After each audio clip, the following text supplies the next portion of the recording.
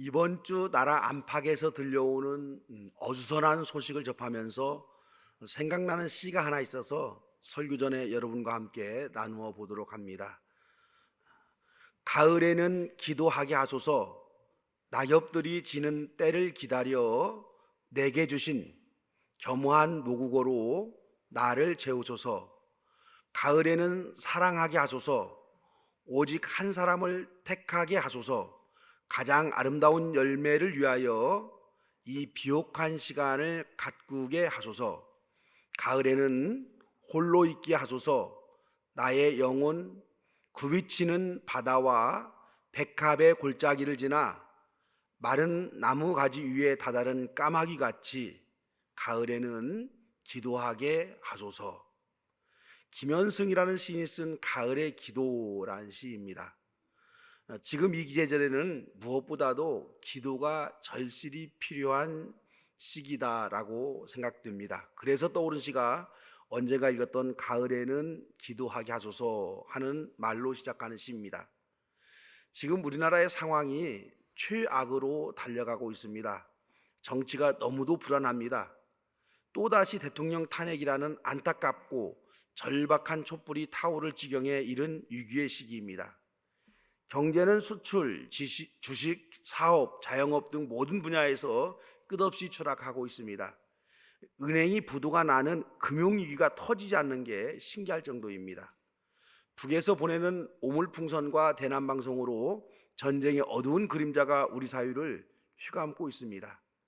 시대의 광인이라고 불리는 트럼프가 미국의 대통령, 세계 대통령이 되어서 전 세계에 어떤 일이 일어날지 참 불안합니다.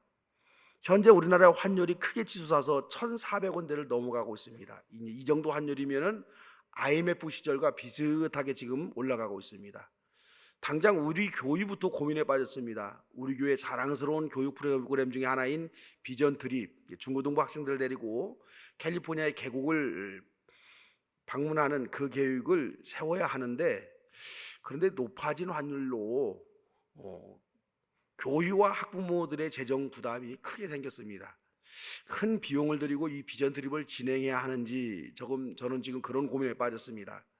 나라가 돌아가는 상태를 보다 못해서 대학 교수님들이 나와서 시국 선언을 합니다. 한국유고대학교를 시작으로 여러 대학에서 많은 교수님들이 시국 선언을 하기 시작했습니다. 또 한 번의 큰 소용돌이가 우리 사회를 휘몰아치고 있습니다. 이 힘든 시기에 교회는 무엇을 해야 될까요?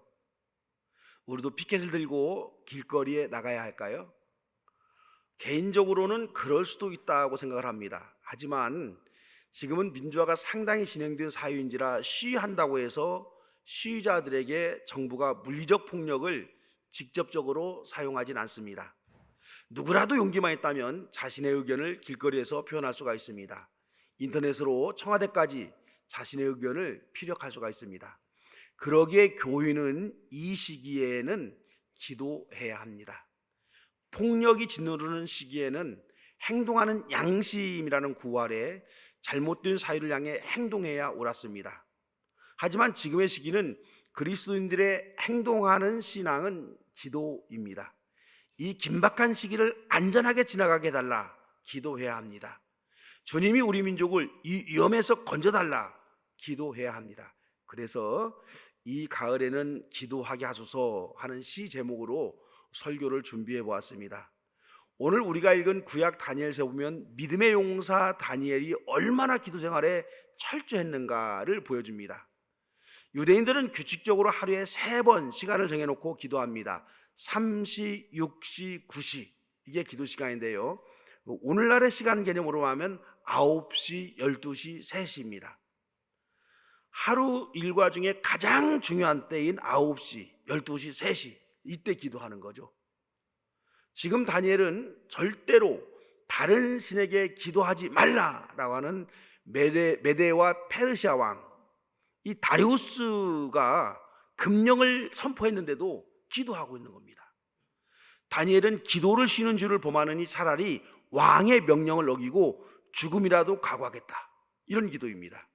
이렇게 유대인들은 기도를 대단히 귀중한 신앙 의식으로 생각을 했습니다.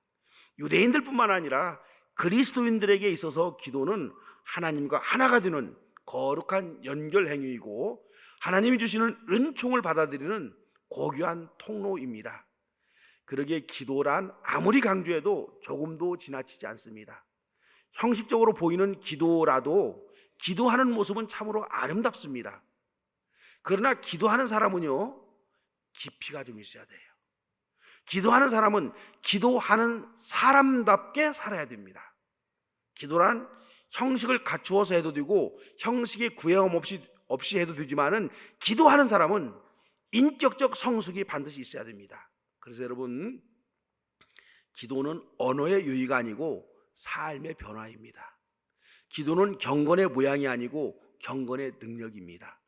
기도는 곧 행동이고 삶이고 인품입니다. 그러기에 기도하는 사람은 형식에 연연하지 말고 행동과 삶과 인격이 따르는 그런 깊이 있는 기도를 해야 합니다. 예수님이 우리에게 가르쳐준 기도에는 3가지 단계가 있다는 말씀을 제가 여러분 드렸습니다. 여러분이 이미 잘 알고 있는지라 간단하게 정리해 보자면 기도에는 간청의 기도, 즉 간구의 기도가 있습니다. 이 기도는 삶의 긴박한 상황 속에서 절대자 하나님께 형식과 논리적 절차 없이 하나님 살려주세요, 여기서 이제 출발합니다. 어느 분은 이제 기도할 줄 몰라서 기도하지 못한다 이렇게 말하기도 하고요. 어느 분은 목사님 3분만 기도하면 기도할 말이 없어서 기도를 못하겠어요, 이렇게 말씀하기도 합니다. 이런 분들은 아기를 생각해 보면 기도에 대해서 이해가 좀 편합니다. 아기는 자신이 필요한 것이 있으면 엄마가 어떤 형편인지 생각해 보지도 않고 울어제낍니다. 엄마가 잠을 자든 부엌에서 바삐 일하든 바깥에서 빨래를 하든 아기는 엄마의 사정을 봐주지 않습니다. 자기가 필요하면 큰 소리내어 웁니다. 아기의 절박한 울음소리를 듣고 엄마는 하던 일을 뒤로하고 아이에게 와서 아이의 필요를 채워줍니다. 엄마들은 참 신기한 존재들이에요. 엄마는 아이가 울면 왜 우는지 알아요. 앙 하고 울면 저놈이 배가 고파 우는구나, 젖을 줍니다. 또 앙 하고 울면 저놈이 쉬해서 기저귀가 젖었구나, 기저귀 알아줍니다. 앙 하고 울면 저놈이 졸리는구나 해서 안아서 재워줍니다. 아빠의 귀에는 똑같이 앙 하고 우는 소리밖에 안 들립니다. 그래서 이 자식이 왜 또 울어, 아빠는 그러는데 엄마의 귀에는 아기가 배고파서 우는지 졸려서 우는지 그 우는 이유를 알고 있습니다. 그래서 엄마입니다. 엄마는 그래서 여러분 위대한 겁니다. 우리가 기도를 중언부언하더라도 주님은 우리가 무엇을 기도하고 있는지 알고 계세요. 기도할 말이 없어서 그저 고개 숙이고 말없이 주님 하고 울어도 우리 주님은 우리가 무엇이 필요한지를 압니다. 그러므로 기도 못한다고 기도 못하는 것이 아닙니다. 기도 잘한다고 기도 잘하는 것이 아닙니다. 기도는 하나님 앞에 나의 필요를 절실하게 간청하면서부터 이렇게 시작이 됩니다. 이 간청의 기도는 논리적이고 철학적이고 객관적이고 이성적일 필요가 없습니다. 주변에 이것저것 다 고려해서 논리적으로 말해서 심금을 울리는 단어를 사용하는 웅변이나 설교가 아닙니다. 자신의 위급한 처지를 하나님께 알리는 겁니다. 내 기도가 정서에 맞는지 안 맞는지 생각하고 합리적으로 따져보고 드리는 것이 기도가 아니라 주님 살려주세요, 이런 긴급한 구조 요청의 기도입니다. 성경에는 이런 간청의 기도, 간구의 기도를 드리는 사람들의 이야기로 가득 차 있습니다. 그러므로 그리스도인의 기도 출발은 간청의 기도에서부터 출발합니다. 하지만 그리스도인들은 이 간청의 기도에 머물러서는 안 됩니다. 우리의 문제점은 간청의 기도, 간구의 기도를 드리는 것이 문제가 아니라 간청의 기도만을 드리는데 문제점이 있습니다. 이런 간청의 기도는 어느 종교에서나 다 드리는 기도입니다.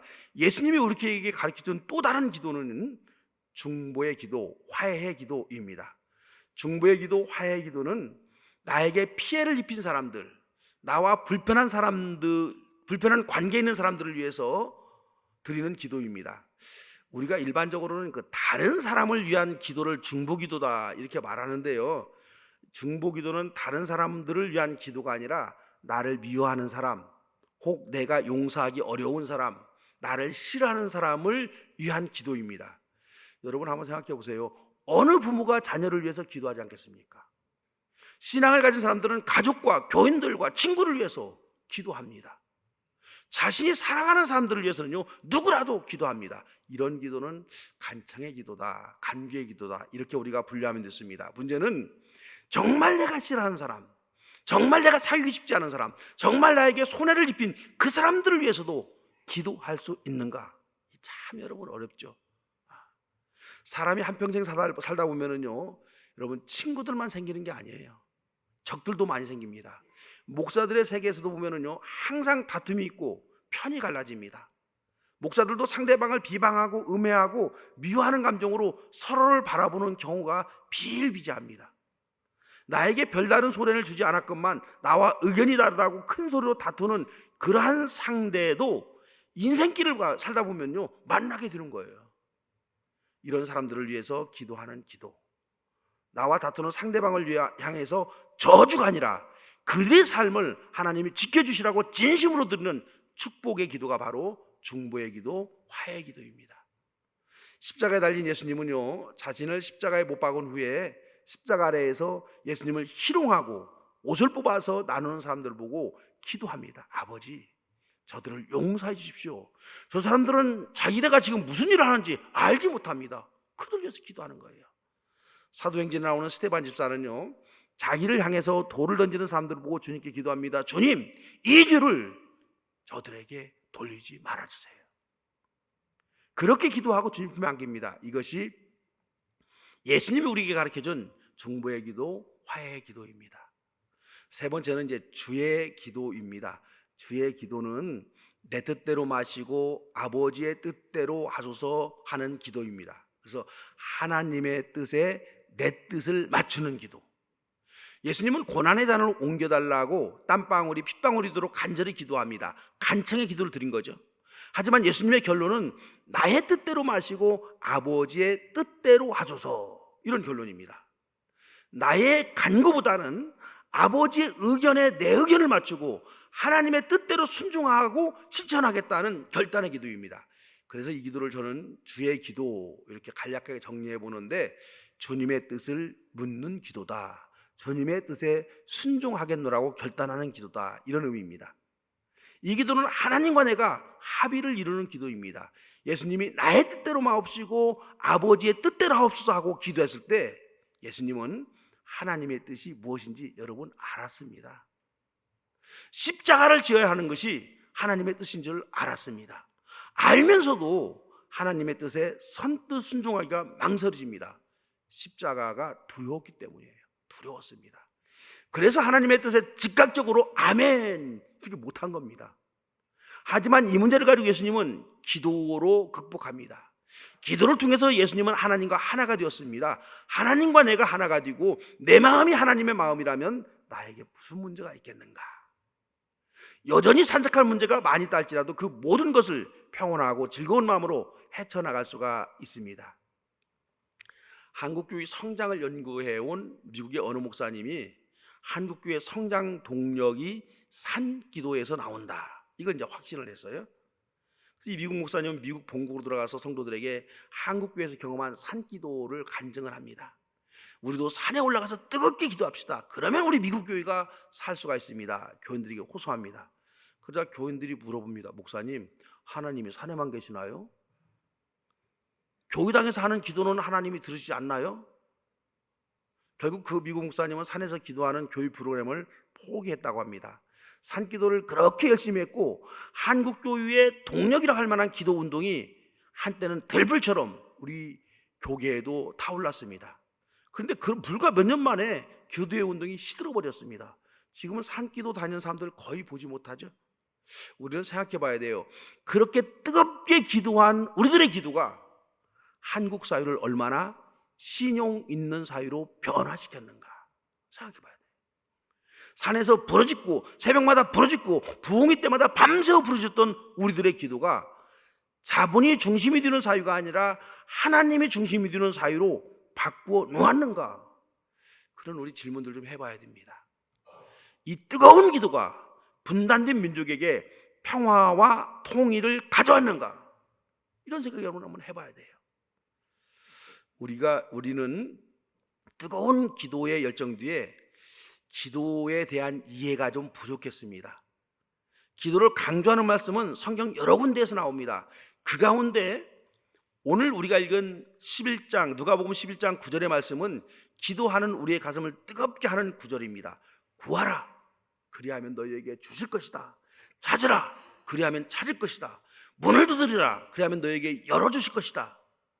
여러분, 이 구절을 우리가 부여잡고 얼마나 열심히 기도했습니까? 구하는 사람마다 받을 것이요, 찾는 사람마다 찾을 것이요, 문을 두드리는 사람마다 열릴 것이다. 너무 감동적인 이런 이 설교입니다. 이 말씀은 우리로 하여금 문제가 있을 때마다 산기도, 철야기도, 새벽기도에 열심히 참여하도록 격려했던 말씀이에요. 무엇이든지 믿고 간구하면 우리가 원하는 그 기도 제목이 다 이루어질 것이라는 이 말씀의 근거에서 우리는 우리의 소원이지만 우리의 욕심이 들어간 소원, 우리의 욕망이 들어간 소원, 이것들을 이루려고 들뜬 마음으로 기도하며 매달린 것도 사실입니다. 그러다가 기도해도 안 되는 일이 있을 때는 그것이 믿음이 부족해서 응답받지 못한다, 이렇게 이제 자책하기도 합니다. 이제 우리는 이 기도 지상주의를 가져온 성경을 좀 제대로 해석할 수 있어야 돼요. 구하라, 그리하면 너희에게 주실 것이다 하는 이 기도 지상주의가 되어버린 오늘 시작 말씀을 우리 해석을 좀 달리할 필요가 있습니다. 여러분, 그 화면을 보면서 오늘 말씀 한번 좀 우리가 좀 꼼꼼히 한번 살펴봅니다. 화면 한번 보시겠어요? 그 굵은 걸로만 한 걸 읽어봅니다. 그리고 작은 것은 읽지 마시고요. 굵은 걸로만, 저건 한 눈으로 봐야 이해가 되니까 저렇게 좀 복잡하지만 했습니다. 같이 한번 읽어봅니다. 내가 너희에게 말한다. 구하여라, 그리하면 너희에게 주실 것이다. 찾으라, 그리하면 찾을 것이다. 문을 두드리라, 그리하면 너희에게 열어주실 것이다.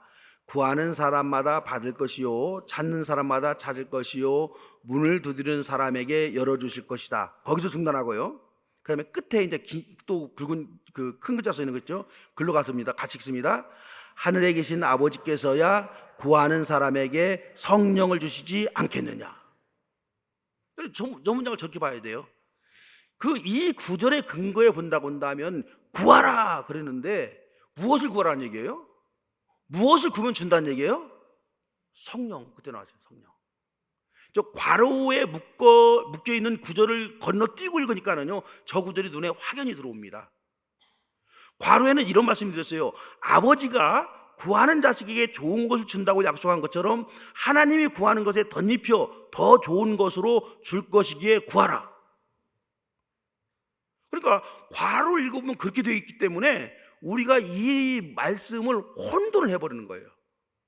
그래서 이렇게 괄호로 있는 것을 동일하게 읽으니까는 무엇을 구하라는 말씀인지 이게 좀 불분명합니다. 그런데 저렇게 괄호로 묶어놓고 저 구절을 읽으면 분명한 겁니다. 구하라고 강조한 말씀은 우리의 욕망, 우리의 탐욕을 간절히 구하라, 그런 말이 아니에요. 성령을 구하라. 성령을 구하고 찾고 두드리는 사람에게 주님께서 반드시 성령을 주시겠다, 이런 말씀입니다, 여러분. 그럼 도대체 우리 또 생각해 봐야죠. 성령을 우리가 받았다, 그게 도대체 무슨 의미인가? 여러분, 성령의 역사는 대단히 다양합니다. 예전에는 성령을 강하게 받은 사람은 방언을 하고 병 고치는 은사가 주어지는 것으로 그렇게 해석했습니다. 성령의 역사가 신비와 초월의 역사가 따르는 것이 여러분 분명합니다. 하지만 성령의 보편적인 역사는 하나님의 뜻을 구별할 수 있는 지혜입니다. 우리가 살아가는 삶의 현장에서 무엇이 거룩한 하나님의 뜻인가를 깨닫게 해줍니다. 그래서 그 하나님의 뜻에 내 뜻을 맞추는 거예요. 이게 여러분 어려운 게 아닙니다. 간단히 예를 들어봅시다. 전쟁이 하나님의 뜻입니까? 평화가 하나님의 뜻입니까? 분명하죠. 생명 파괴가 하나님의 뜻입니까? 생명 살림이 하나님의 뜻입니까? 성령을 받은 사람들은요, 이런 지혜가 있어요. 성령을 받은 사람들은 하나님의 뜻을 깨닫고 하나님의 뜻대로 살아갑니다. 우리가 찾고 구하고 두드리면 우리 삶의 현장에서 무엇이 하나님의 뜻인 줄 알게 된다. 이게 이제 오늘 우리에게 주시는 신약의 말씀입니다. 하나님의 뜻을 찾으려고 질문하고 간구하고 간청하면 주님의 뜻이 깨닫게 된다는 말씀이 오늘 신약 성경의 말씀입니다. 아기가요, 여러분, 크게 울어도 엄마는 날선 칼을 달라는 아기의 요구 절대 들어주지 않습니다. 아이가 아무리 크게 울어도 뜨거운 물속에 손을 집어넣겠다는 아기의 욕구, 엄마는 절대 들어주지 않습니다. 어쩌면 간청의 기도, 간구의 기도는 사실 내 욕심이 많이 포함된 기도입니다. 이 간청의 기도는 다행히 내가 원하는 대로 하나님이 응답할 수도 있습니다. 하지만은 내가 원하는 방식과는 전혀 다른 방식으로 하나님이 응답하기도 합니다. 지금 우리 민족은요, 기도해야 할 때입니다. 내 욕심을 채워달라는 이 간청의 기도를 넘어서는 그런 기도가 우리 민족에게 절실히 필요합니다. 우리가 살아가는 이렇게 세상을 바라보면은 우리가 낙심할 수밖에 없어요. 그런데 그런 세상 바라보지 말고 우리는 하나님을 바라보면서, 하나님, 이 혼탁한 세상에서 어떤 것이 주님의 뜻입니까? 우리가 묻는 그런 기도를 우리가 좀 할 수 있어야 돼요. 이런 세상에서 우리가 나와 뜻이 다른 사람들을 진심으로 사랑하게 해달라, 이런 중부의 기도를 드려야 할 때입니다. 더 나아가서 내 뜻이 아니라 하나님의 뜻을 이루어달라는 이런 주의 기도를 드려야 할 때입니다. 우리가 먼저 성령으로 변화되어서 탐욕과 욕망으로 가득한 이민족과 인류를 변화시키는 예수의 제자가 되게 해달라, 이런 기도 우리가 드릴 수 있어야 됩니다. 세속적 가치를 추구하는 세력들이 이 땅의 전쟁의 위험을 자꾸만 부추기고 있어서 매우 속이 상합니다. 화해와 평화, 존중과 사랑이 최고의 가치로 여겨지는 그런 우리 민족, 이 인류가 되게 해달라, 그렇게 우리가 기도해야 됩니다. 우리가 살아가는 이 세상이 인간의 탐욕으로 가득 찬 세상이 아니라 주님의 평강으로 가득 찬 그런 세상이 되도록 우리가 지금은 기도할 때입니다. 여러분, 세상에서 들려오는 그 많은 소식에 우리 낙심하지 말고 그것들보다는 우리 주님 바라보면서 기도하는 일에 더 열심히 합시다. 그래서 여러분, 이 가을에는 기도하는 시간을 가져봅시다. 특별히 오늘부터 이제 40일 우리가 매 연말 되면은 연달아서 연이어서 기도하는 기도의 용사들을 자원을 받습니다. 이런 그 기회에 우리가 기도하면서 한 해를 꼭 마무리할 수 있도록, 그래서 기도의 용사들로 자원을 많이 해주시기 바랍니다. 자신을 돌로 치는 그들을 향해서 주님, 저들을 용서해 주소서 하는 이 스테반의 큰 기도가 바로 저와 여러분의 기도가 되어야 합니다. 내 뜻이 아니라, 내 뜻대로 세상을 살아가는 것이 아니라 주님의 뜻대로 세상을 살아가고 주님의 뜻을 부족한 나를 통해서 이루소서 하는 이런 주의 기도, 이런 성숙한 기도를 드리는 저와 여러분 되시기를 주의 이름으로 축원합니다. 사랑의 주님, 기도가 절실히 필요한 세상입니다. 우리 모두 기도하면서 이 시기를 보내고 한 해를 마무리할 수 있도록 돌보시고 인도하여 주시옵소서. 우리의 기도를 통해서 우리 가정이 변화가 되고 우리의 직장과 사업체가 문제가 해결되고 우리 민족과 인류 사회가 평화를 얻는 놀라운 기도의 열매가 있게 하여 주시옵소서. 예수님의 이름으로 기도합니다.